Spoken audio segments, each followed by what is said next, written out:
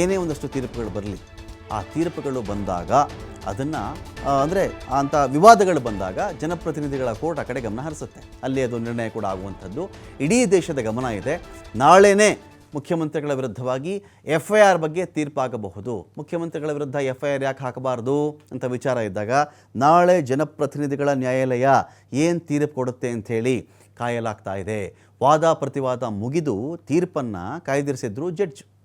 ಅದಕ್ಕೆ ಆ ತೀರ್ಪನ್ನ ಮೇಲೇ ಹೈಕೋರ್ಟ್ ಹೇಳಿದ್ದು ಯಾರು ಇದನ್ನು ಪ್ರೊಸೀಡ್ ಮಾಡ್ಕೋಬೇಡಿ, ಈಗ ವೆಯ್ಟ್ ಫಾರ್ ಮೈ ಆರ್ಡರ್ ಅಂಥೇಳಿ ಕಾಯ್ತಾ ಇದ್ರು ಅವ್ರೀಗ. ಹೈಕೋರ್ಟ್ ಏನು ಹೇಳುತ್ತೆ ಅಂತ. ಹೈಕೋರ್ಟಿಂದ ಅದು ಬಂತಾ, ನಾಳೆ ಶುರು ಮಾಡ್ಕೊಳ್ತಾರೆ ಅವರು. ನಾಳೆನೇ ಜನಪ್ರತಿನಿಧಿಗಳ ಕೋರ್ಟ್ನಲ್ಲಿ ತೀರ್ಪು ಬಂದುಬಿಡುತ್ತಾ. ಎಸ್, ಗೋ ಹೆಡ್, ಹೈಕೋರ್ಟೇ ಹೇಳಾಯ್ತಲ್ರಿ, ಮಾಡಿ FIR, ತನಿಖೆ ನಡೆಸಿ ಸಿದ್ದರಾಮಯ್ಯ ಅವ್ರನ್ನ ಹೇಳಬಹುದು. ಇಲ್ಲವೇ ಸುಪ್ರೀಂ ಕೋರ್ಟ್ದು ಆದೇಶ ಬಂದುಬಿಡಲಿ ಅಂತ ಕಾಯುತ್ತಾ ಜನಪ್ರತಿನಿಧಿಗಳ ಕೋರ್ಟ್. ಆಯ್ತಪ್ಪ, ಹೈಕೋರ್ಟ್ ಕೊಟ್ಟಿದೆ, ನಾವೀಗೇನೋ ಪ್ರೊಸೀಡ್ ಆಗೋದು, ಮತ್ತೆ ಸುಪ್ರೀಂ ಕೋರ್ಟ್ಗೆ ಇವ್ರು ಹೋಗೋದು, ಮತ್ತೆ ಸ್ಟೇ ತರೋದು, ಮತ್ತೆ ನಾವು ವೆಯ್ಟ್ ಮಾಡಬೇಕಾಗೋದು. ಹಾಗೆ ತರಾತುರಿ ಬೇಡ ಅಂತೇನಾದರೂ ಕಾಯುತ್ತಾ, ವಿ ಡೋಂಟ್ ನೋ. ಆದರೆ ಆ ಥರದ ಆಪ್ಷನ್ ಅಂತೂ ಸದ್ಯಕ್ಕೆ ಇಲ್ಲಿದೆ.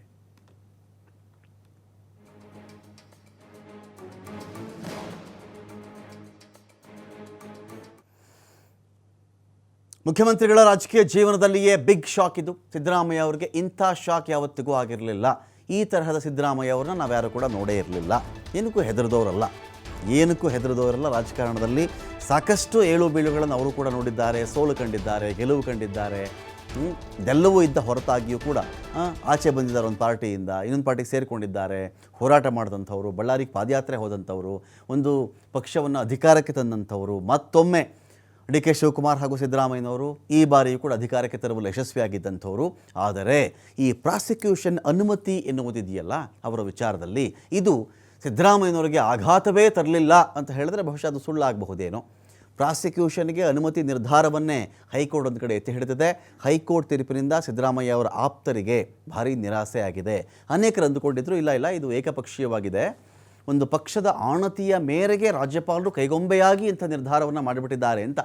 ಈ ರೀತಿ ಒಂದು ಹುರುಪಲ್ಲೂ ಇದ್ದರು, ಹುಮ್ಮಸ್ಸಲ್ಲೂ ಇದ್ದರು, ಆತ್ಮವಿಶ್ವಾಸದಲ್ಲೂ ಇದ್ದರು, ಇರಬಹುದು, ತಪ್ಪೇನಲ್ಲ. ಅವರವರ ಆತ್ಮವಿಶ್ವಾಸ ಅವರವರಿಗೆ. ಆದರೆ ಇವತ್ತಿನ ಹೈಕೋರ್ಟ್ ತೀರ್ಪಿತ್ತಲ್ಲ, ಸಿದ್ದರಾಮಯ್ಯ ಅವರ ಕ್ಲೋಸ್ ಸರ್ಕಲ್ ಯಾರೇ ಇರಲಿ, ಅವರ ಆಪ್ತರು ಯಾರೇ ಇರಲಿ, ಎಲ್ರಿಗೂ ನಿರಾಸೆ ಆಗಿದೆ. ರಾಜ್ಯಪಾಲರ ವಿರುದ್ಧ ಪ್ರತಿಭಟನೆ ಮಾಡುವಂಥ ಸಾಧ್ಯತೆ ಕೂಡ ಅಲ್ಲಗಳೆಯೋಕ್ಕಾಗಲ್ಲ ನಾವು. ಬಟ್ ಏನಂದರೆ ಇಲ್ಲಿ ನೀವೇನೇ ಪ್ರತಿಭಟನೆ ಮಾಡ್ಕೊಳ್ಳಿ, ನೀವೆಷ್ಟೇ ಗಲಾಟೆ ಮಾಡಿಬಿಡಿ, ಹೈಕೋರ್ಟ್ ತೀರ್ಪನ್ನು ಖಂಡಿಸ್ಕೊಂಡು ರಾಜ್ಯಪಾಲರ ಮೇಲೆ ಸಿಟ್ಟು ಹೊರ ಹಾಕಬಹುದು ನೀವು. ಆದರೆ ಹೈಕೋರ್ಟ್ನ ಪ್ರೊಸೀಡಿಂಗ್ಸ್ನಾಗಲಿ, ಸುಪ್ರೀಂ ಕೋರ್ಟ್ನ ಪ್ರೊಸೀಡಿಂಗ್ಸ್ನಾಗಲಿ, ಜನಪ್ರತಿನಿಧಿಗಳ ಕೋರ್ಟ್ನ ಪ್ರೊಸೀಡಿಂಗ್ಸ್ನಾಗಲಿ ಸ್ಟಾಪ್ ಮಾಡೋಕ್ಕಾಗತ್ತಾ? ನೋ. ನ್ಯಾಯಾಂಗ ವ್ಯವಸ್ಥೆಯ ವಿರುದ್ಧವಾಗಿ ನಾವು ಆ ಥರ ಪ್ರತಿಭಟಿಸೋಕ್ಕಾಗಲ್ಲ. ರಾಜಕೀಯವಾಗಿ ಮಾಡ್ಕೋತಾರೋ, ಇದು BJP ಮಾಡಿಸ್ಬಿಟ್ರು, ವಿಜೇಂದ್ರ ಮಾಡಿಸ್ಬಿಟ್ರು, ಅಮಿತ್ ಶಾ ಮಾಡಿಸ್ಬಿಟ್ರು, ನರೇಂದ್ರ ಮೋದಿ ಮಾಡಿಸ್ಬಿಟ್ರು, ನೀವು ಹೇಳಬಹುದು, ಯು ಕ್ಯಾನ್ ಕ್ಲೈಮ್. ರಾಜಕೀಯವಾಗಿ ಹೋರಾಟ ಚಾಲ್ತಿಯಲ್ಲಿರುತ್ತೆ, ಪ್ರತಿಭಟಿಸುವ ಹಕ್ಕು ಎಲ್ರಿಗೂ ಇದೆ. ಆದರೆ ಇದು ಯಾವುದೇ ಕಾರಣಕ್ಕೂ ಮುಡಾದ ಕೇಸ್ನ ಒಂದು ಪ್ರಾಸಿಕ್ಯೂಷನ್ ಇರುತ್ತಲ್ಲ, ಅದನ್ನು ನಿಲ್ಸೋಕ್ಕಾಗಲ್ಲ. ಸುಪ್ರೀಂ ಕೋರ್ಟ್ಗೆ ಹೋಗೋದಕ್ಕೆ ಕಾನೂನು ತಜ್ಞರೊಂದಿಗೆ ಚರ್ಚೆ ಮಾಡ್ತಾ ಇದ್ದಾರಂತೆ ಸಿದ್ದರಾಮಯ್ಯನವರು. ಸುಪ್ರೀಂ ಕೋರ್ಟ್ನಲ್ಲಿ ನಾಳೆನೇ ಮೇಲ್ಮನವಿ ಸಲ್ಲಿಸುವುದಕ್ಕೆ ಸಿದ್ಧತೆ ಕೂಡ ಆಗ್ತಾ ಇದೆ. ನಿಮಗೆ ಇನ್ನೊಂದು ಗೊತ್ತಿರಲಿ, ಒಂದು ಕಡೆ ಸುಪ್ರೀಂ ಕೋರ್ಟಲ್ಲಿ ಹೇಳ್ತಾ ಇದ್ದಾರೆ, ಅಟ್ ದ ಸೇಮ್ ಟೈಮ್ ಇನ್ನೊಂದು ಭಯ ಏನಿದೆ ಗೊತ್ತಾ, ಇಲ್ಲಿ CBI ನಾಳೆ ಇದಕ್ಕೆ ಎಂಟ್ರಿ ಆದರೂ ನಿಮ್ಗೆ ಯಾರೂ ಆಶ್ಚರ್ಯಪಡಬೇಡಿ. ಇವತ್ತೇ ಹೇಳಿರ್ತೀವಿ ನಾವು, ಇದೇ ಕೇಸ್ಗೆ ಸಂಬಂಧಪಟ್ಟಂತೆ CBI ನಾಳೆ ಎಂಟ್ರಿ ಆದರೂ ಕೂಡ ನಮ್ಗೆ ಯಾರಿಗೂ ಆಶ್ಚರ್ಯ ಇಲ್ಲ. ಒಬ್ಬ ಜನಪ್ರತಿನಿಧಿ 1 ಕೋಟಿಗಿಂತ ಮೇಲ್ಪಟ್ಟು ಇರ್ತಕ್ಕಂಥ ಸ್ಕ್ಯಾಮ್ಗಳಲ್ಲಿ ಭಾಗಿಯಾಗಿದ್ದರೆ ಸುಪ್ರೀಂ ಕೋರ್ಟ್ನಲ್ಲಿ ಇದೊಂದು ವಿಚಾರಕ್ಕೆ ಅವರು ಅರ್ಜಿ ಹಾಕ್ಕೊಂಡ್ರು ಕೂಡ ಇನ್ನೊಂದು ಕಡೆ CBI ಇರುತ್ತಲ್ಲ, ಅದು ಕೂಡ ಎಂಟ್ರಿ ಆಗಬಹುದು. ಏನಾಗಿದೆ, ಅದೇನು ಕತೆ, ನಾನು ಸ್ವಲ್ಪ ಚೆಕ್ ಮಾಡ್ತೀನಿ ಅಂತ ಹೇಳಬಹುದು.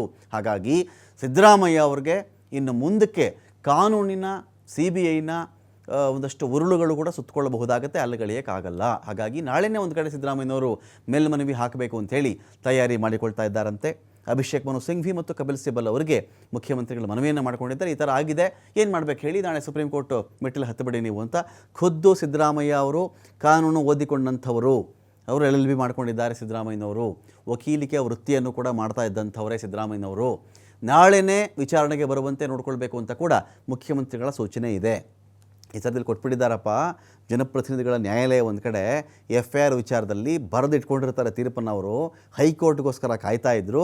ನಮಗಿದು ನಾಳೆನೇ ಅರ್ಜಿ ವಿಚಾರಣೆಗೆ ಬಂದುಬಿಡಬೇಕಿದು, ಇವತ್ತೇ ನೀವು ಅಪ್ಲೈ ಮಾಡ್ಕೊಂಬಿಡಿ ಅದನ್ನು.